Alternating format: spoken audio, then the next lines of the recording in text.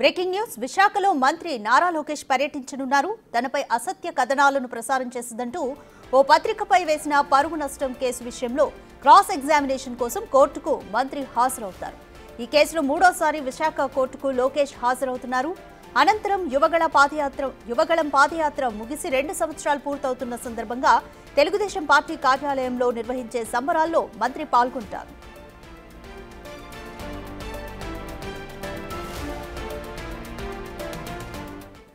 More details మా ప్రతినిధి రాజు అందిస్తారు. రాజు, ఈరోజు లోకేష్ విశాఖలో పర్యటించనున్నారు. తనపై దాఖలైన ఒక పరువు నష్టం కేసుకి సంబంధించి క్రాస్ ఎగ్జామినేషన్ కోసం కోర్టుకి మంత్రి హాజరవుతున్నారు. పూర్తి డీటెయిల్స్ ఏ విధంగా ఉన్నాయి? నారా లోకేష్ ఇప్పటికే విశాఖపట్నం చేరుకుంటున్నటువంటి పరిస్థితి అయితే ఉంది.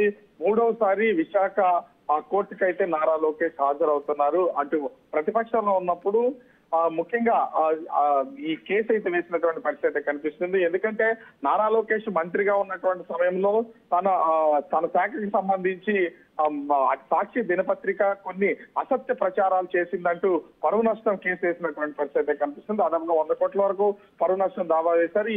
ఈ కేసుకు సంబంధించి క్రాస్ ఎగ్జామినేషన్ ఈ రోజు అయితే జరుగుతుంది. ఇది మూడోసారి. మొదటిసారి వచ్చినప్పుడు అటు ప్రతివాదులకైతే ఈ ముఖ్యంగా ప్రతివాద లాయర్లు అయితే కేసును వాదించినటువంటి పరిస్థితి ఉంది.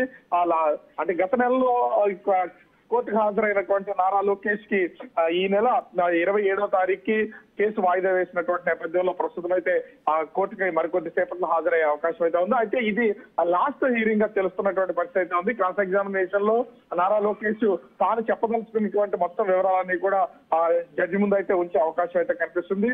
అయితే ఇప్పటికీ అటు నారా లోకేష్ యువగళం పాదయాత్ర చేసి దాదాపుగా 2 ఏళ్లు పూర్తవుతున్నటువంటి సందర్భంగా టీడీపీ ఆఫీసులో కూడా సంబరాలతో పాటు కార్యక్రమాన్ని ఏర్పాటు చేసి కేక్ కట్ చేస్తున్నటువంటి పరిస్థితి కనిపిస్తుంది. ఓవరాల్ గా చూస్తే నారా లోకేష్ అటు యువగళం పాదయాత్ర ముగింపు కూడా విశాఖపట్నంలోనే జరిగినటువంటి నేపథ్యంలో అటు యువగళం పాదయాత్రకు సంబంధించి 2 సంవత్సరాలు పూర్తయిన సందర్భంగా సెలబ్రేషన్స్ తో పాటుగా మరొక పక్క ఇటు ఈ పరువు నష్టం కేసుకు సంబంధించి కూడా సాక్షి పేపర్ కి సంబంధించి ఆ కేసుకి కోర్టుకు హాజరవుతున్నటువంటి పరిస్థితి కనిపిస్తోంది. రాధిక.